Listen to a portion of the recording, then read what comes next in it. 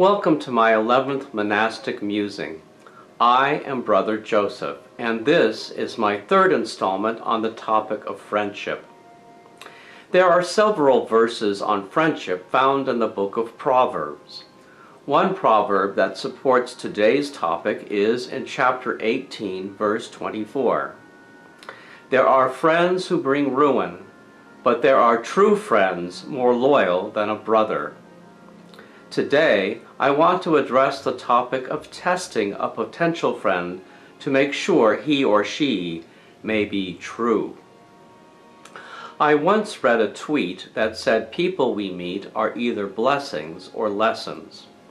Perhaps it is true that people we meet in life can be both blessings and lessons at the same time. But not every nice guy is friend material. We must tread carefully when we find ourselves connecting with another individual. The idea that we should test potential friends does sound off-putting, but I am sure we all subconsciously test or evaluate new people that we meet. In my previous vlogs, I have described how narcissists and users operate. They can insinuate themselves easily into the lives of those who are compassionate listeners and sensitive to other people's feelings. It can be easy for good people to end up as the emotional slaves of some severely damaged individuals. In order to avoid this from happening, I have come up with my own method of testing or sizing up a potential friend. I call it the walk and talk test. My discovery of this exercise arose from my earliest days in monastic formation. At the abbey where I was making my novitiate, there was the custom of hostess, where available monks would gather around 3:30 in the afternoon at the far end of the refectory to take a snack, coffee, or tea. After that, we would walk around the campus. The abbey operated a college, until about 4:30 or 4:45, when we would return to our rooms to prepare for Vespers or, during the school year, evening Mass. When I returned to the priory in California, this custom did not exist.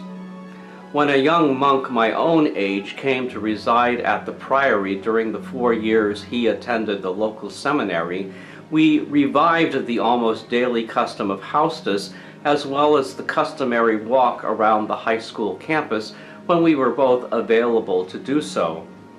We would also take Saturday walks off the campus, or when my companion monk was no longer in residence, I would invite a guest monk or other friend to come along on a walk throughout the neighborhood or on local hiking trails. After I left the priory, I had a couple of occasions to take small hikes or walks with other people, but this was less often than I would have liked. I learned a lot in my experiences of taking small hikes, nature walks, or extended strolls outdoors with a companion. I found that I was able to determine the level of compatibility when engaging in this activity. My walk and talk scenario worked better for me than going to a restaurant or coffee shop, watching a movie, or engaging in an all-engrossing activity. I found walking on a dirt road in a natural setting among trees and shrubs to be a relaxing alternative to sitting within walls and a ceiling, and it was freeing to be out of earshot from other people. The open, natural setting was for me more conducive to mutual learning and connecting. The way a person reacts to an invitation or suggestion to take a Saturday hike together reveals a lot. A person who flatly refuses to engage in this activity is not a promising friend. A work addict sees this activity as a waste of time and will not understand why you cannot just go on your own. A potential friend should be happy to spend time with you and should be delighted at the prospect of getting to know you better and not be threatened by the casual, unstructured setting. When and if you at last get together, Certain things may or may not happen.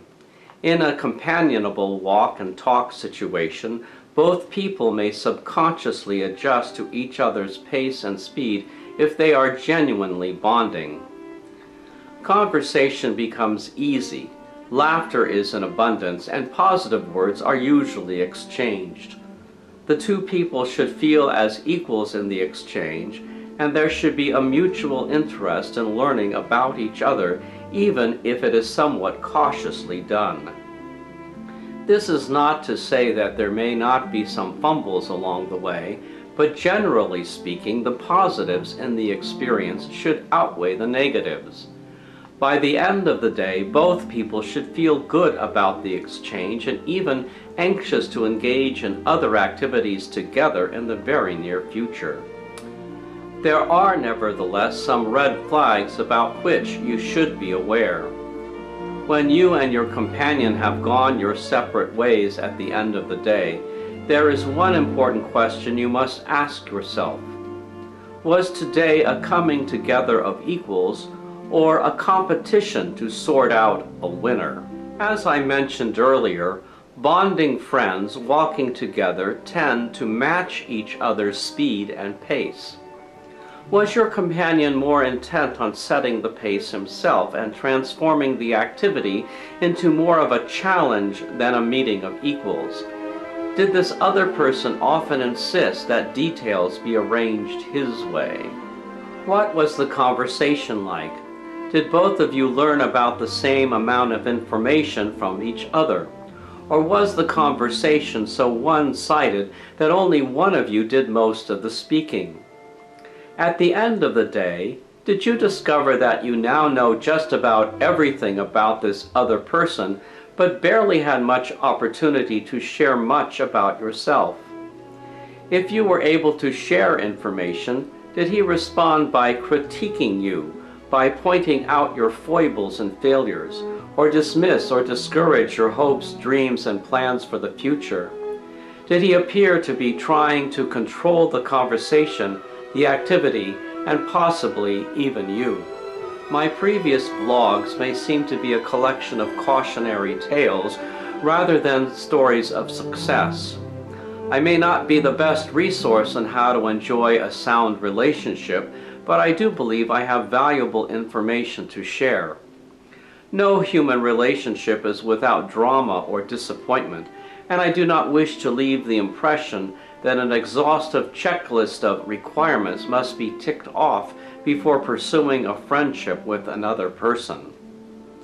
There is a difference between writing out mistakes and misunderstandings and enduring the misery of being with a person who possesses destructive forms of behavior.